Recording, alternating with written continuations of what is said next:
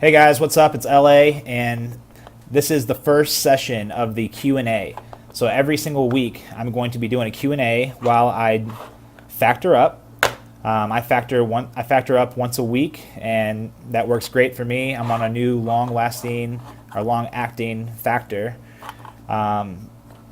So every time I infuse, I'm going to take some time and answer some of the emails of the questions that you guys submit. And after the first episode or second episode, I already had somebody send in some questions, so that was perfect, and I will be answering those questions today. So I'm in Kansas City right now. Just finished a workout at the hotel room. It was probably the smallest gym I've ever been in. There was two people in there, and we were literally shoulder to shoulder. It was pretty bad. But so I'm getting ready to infuse right now, and while I'm infusing, I'll be answering some questions. But my first question was submitted by Chris Mills, and Chris reached out to me, and he's actually the same age as myself. He's 28 years old. He has hemophilia, and I forgot, or I'm not sure if he even mentioned where he's from, but he said he's never been involved in any type of hemophilia community events, and so he was very interested in what events he can attend, what resources can he use to find events around him in his area. So if you guys have any advice for Chris, please comment in the section in the description box below.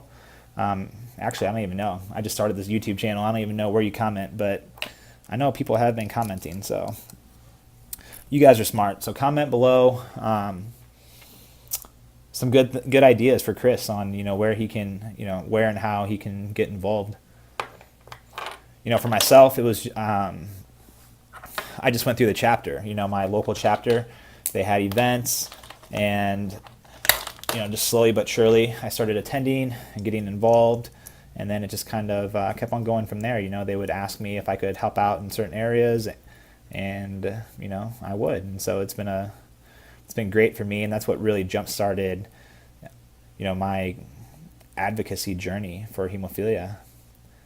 I didn't get involved in the community until I was probably about, I would say, 17 or 18 years old. So I grew up not knowing anybody in the community. I didn't know how to manage the disorder that I had. I didn't know how to talk about it. I didn't know who I could go to if I wanted to talk about it. And it's something that I feel like it's very, very important. We all need somebody to talk to. So Chris, I feel for you, brother, and I'm always here for you. He gave me his phone number, and I gave him mine. And if you ever need anything, feel free to text me, call me, whatever you'd like. But if you guys want to follow Chris, he has two Instagram accounts. One is at KM2370. And the other one is at JK_fitness33. So it's kind of crazy. We actually have a lot in common. He likes to play golf. He's got target joints in his ankles, just like I do. And I also have them in my elbows. He loves to lift weights. And we're the same age. So, hopefully we can connect sometime at one of the events you decide to attend in the near future. So the next event that I'll be attending is the FAM Ohio event, which I'll be able to speak at. So I'm super excited about that. I'll get prepared for that and hopefully, give another good speech. I got some really cool feedback today from the speech that I did in Texas, and it was basically comments that people made about, what was their favorite part of the presentation. And a lot of people said it was my speech. So it was really cool to see that, and it's good to know that hard work really does pay off. I practiced pretty hard for that, and in the beginning, I didn't really know if I believed in myself, but I just trusted the process. I was like, what? The process is, if you work hard, you practice, and you deserve success, chances are you're probably going to be successful. I put that philosophy into play, and it worked. So it was pretty cool. So let's see. I'll start with the first question that he asked. And the question he asked was, how do I like Celebrex?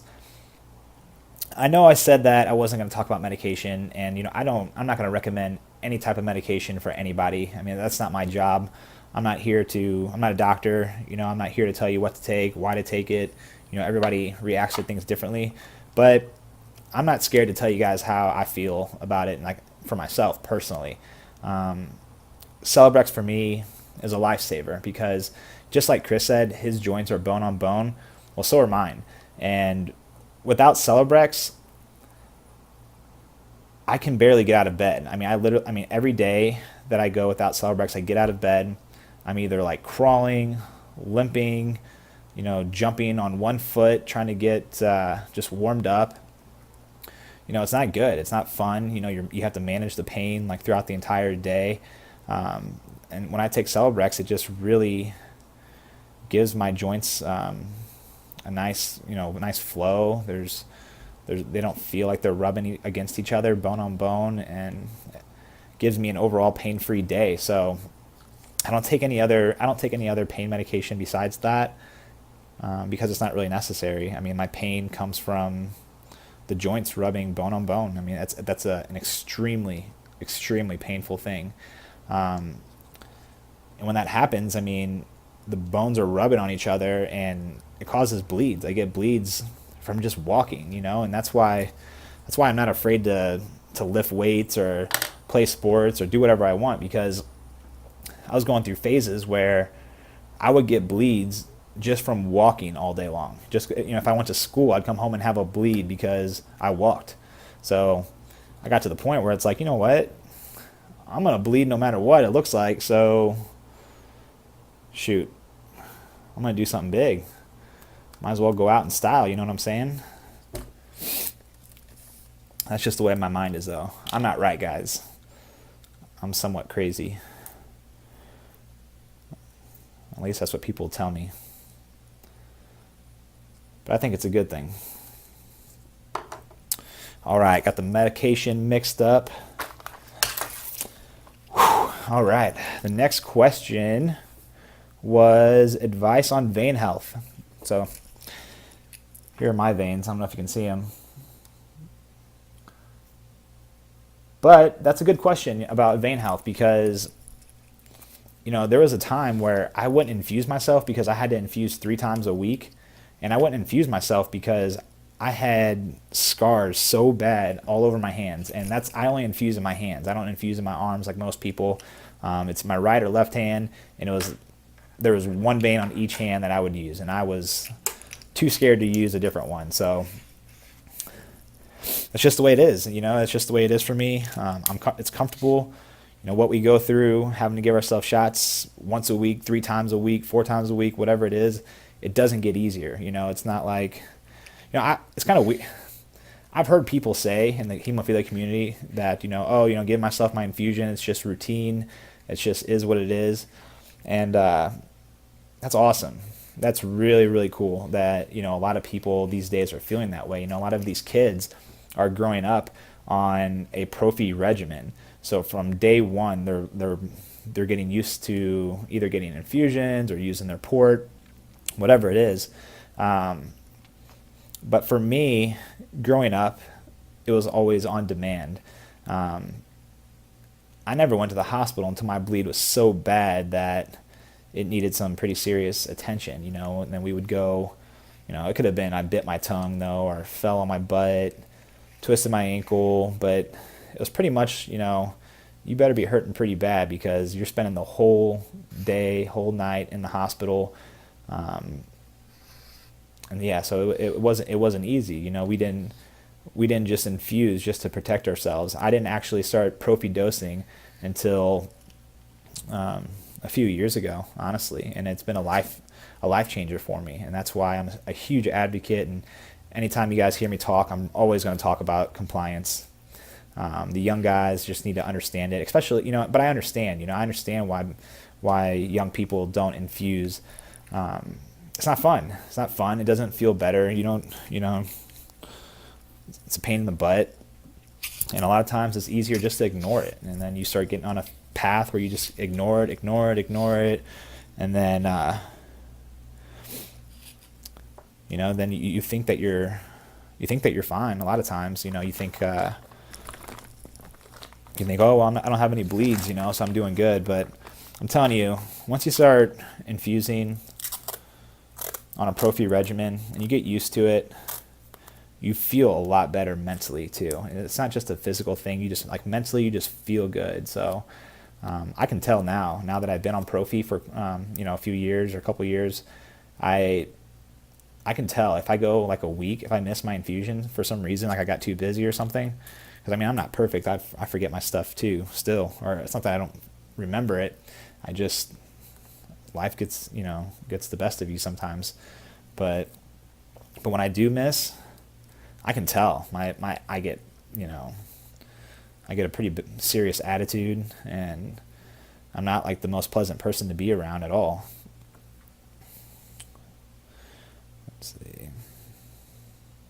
So yeah, mentally and physically, it's a game changer. I got way far away from that question, I think. Advice on vein health.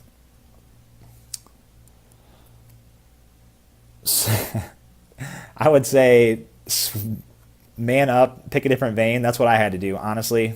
Plain and simple. I had to just say, like you can see here. Let's see. I don't know if you can see it or not. This right here. Oh, that's kind of weird to do it on camera. Right there, that was my main vein. That was the only one that I would ever do. It was my comfort spot, and you couldn't convince me to do anything else. But I had to man up. I had to start hitting different veins, and it's really not that bad. So just switch off. And then another big thing is whenever you pull the needle out, take the gauze pad and put pressure on it. Maintain some pressure for at least a minute, and then after that, put some tape on it, cover it up for a little bit, and let it heal. So being on long-acting factor has been a huge blessing for me too, because it's really allowed me to, it's really allowed my veins time to heal between each infusion.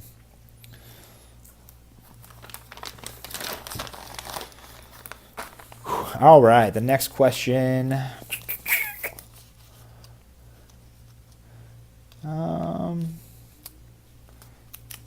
What's my diet like? So right now I'm in a cutting phase.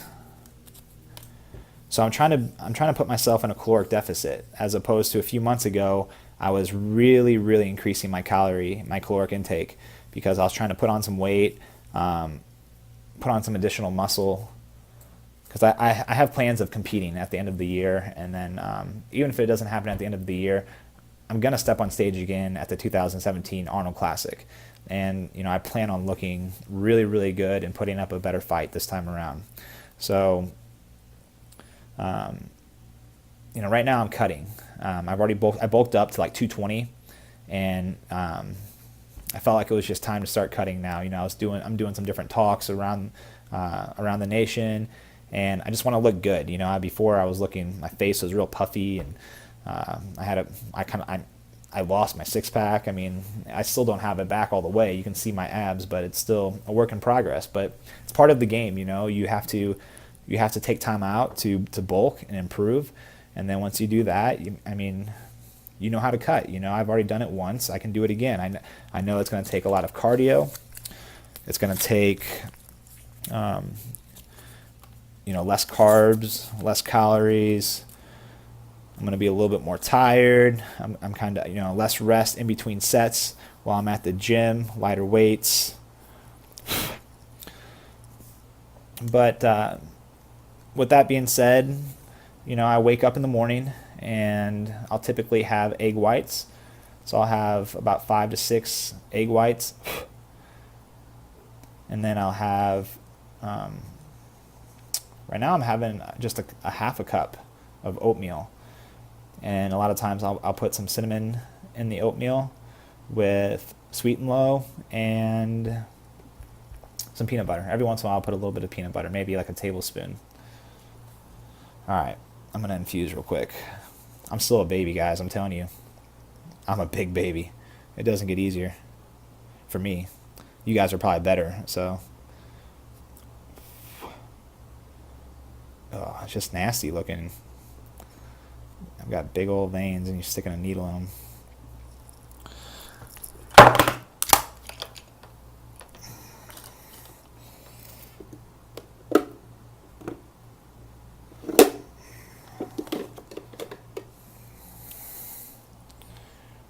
Whoa.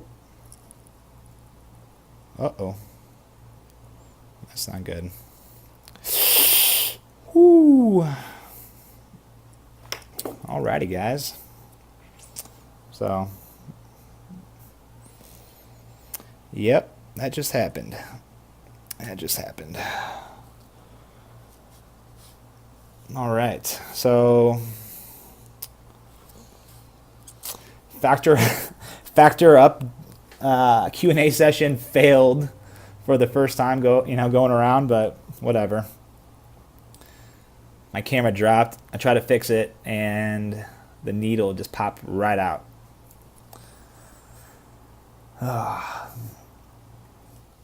But you know what, guys? I'm gonna leave it. I'm not gonna edit that. This is real, man. This is real. You guys are with me through the good and through the bad. You guys are gonna get to see everything. So that wasn't cool. Alrighty. Let's see. I'm gonna apply some pressure. Put some tape and the gauze pad on there.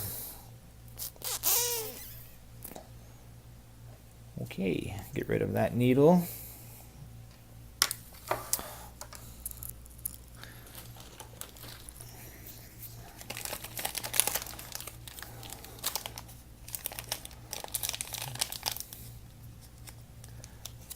Anyway, where was I? My diet.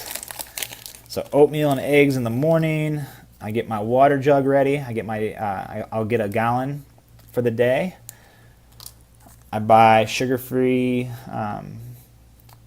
like Kool-Aid packets. They have like 10 calories or 5 calories per packet. And then I put 6 of them in the gallon. And that is my drink for the entire day.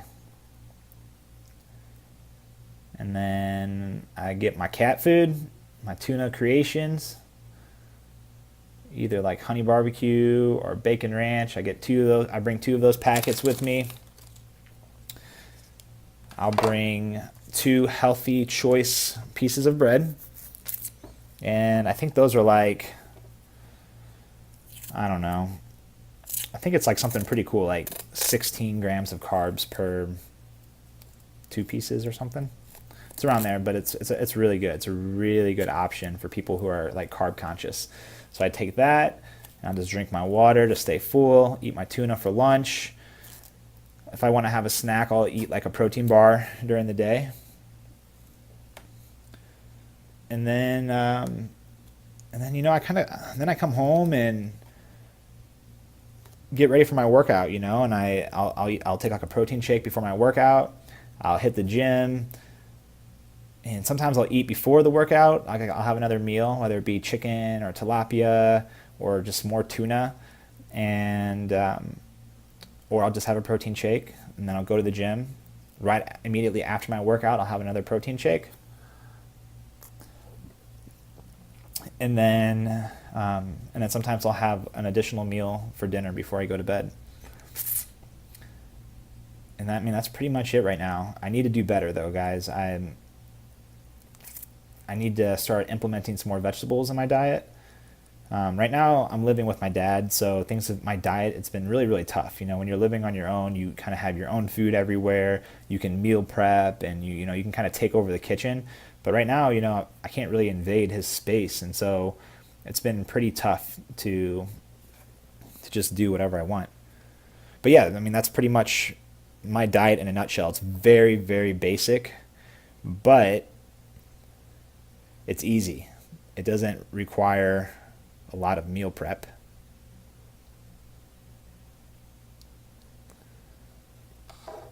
But I have to admit, when I was competing in the 2016 Arnold Classic and during my prep time, I was eating more chicken and tilapia, and I really feel like I had some better results with that. So as soon as we get our new place, which we're getting ready to, move into a new place, it's going to be that all day long. It's going to be brown rice, tilapia, chicken all day. I'll buy some like asparagus and green beans, and I always buy some like really cool spices to put on the chicken to kind of make things interesting. But yeah, that'll be it for when I move. So I'm sure I'll take it to the next level during that phase. So Chris also had a question about training because, I already made like a short video about how I train my left arm with having a target joint, but he has, and so do I. I have my right ankle as one of my target joints, and I'm bone on bone, just like you, Chris. I mean, it doesn't have any mobility or movement at all. My ankles are just, I can move my toes up and down, and that's it. So I feel you for sure. The only thing I can do for cardio is the elliptical and the stairs, the Stairmaster. I can do that. I go at very slow speeds, but I just get it done. I do either anywhere from 10 to 30 minutes per session during a cutting phase. And, a lot of times it hurts, but, I do it anyway. And then, I have some secrets actually for calves with my right leg, because obviously since you're bone on bone, you don't have the mobility to contract that muscle, the calf.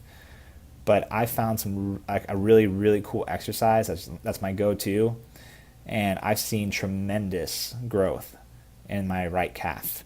So it's been crazy. Like I gave up on it at one point, and then during my competition for the Arnold Classic, I was determined. I was like, there's some way or the other, I'm going to hit that muscle and I'm going to make it grow. And so I've seen awesome growth with that. And I'll share that with you guys in an upcoming video, because I feel like that's a very important exercise, and and I think you can implement it with other muscle groups as well, as far as the train of thought that went behind hitting that muscle. But that's it. He said he doesn't have a pool at the gym, but what's kind of weird is, like, I don't know if it's like this with you, Chris, but for me, anytime I go swimming and I get out of the pool, I can barely walk. Like, it does something to my ankles that,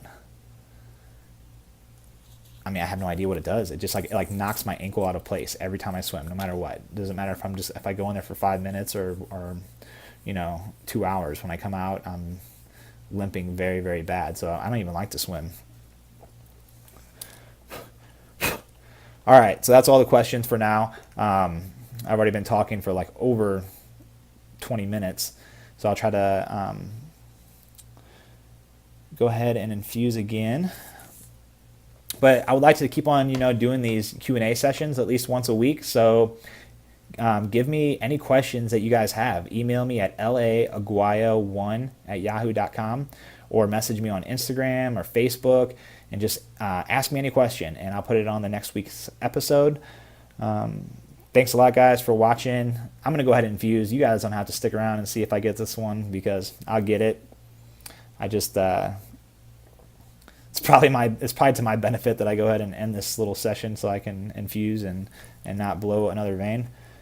But yeah, and remember, guys, if you have any advice for Chris as far as how he can get involved with community events, put some links down in the comment section, whether it's a cool link through NHF or HFA.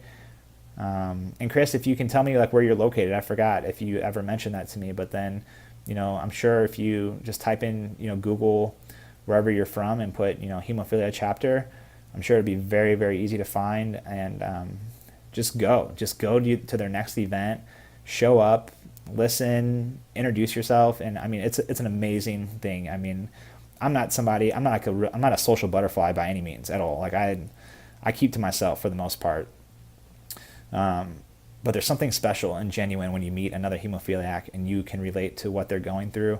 And that's why I do what I do now, because there's nothing that beats that experience. So I would highly, highly recommend you just take the leap of faith, jump out there, and see how that can affect your life. Well, that's it for now, guys. I'll see you at the top, and I'll talk to you later.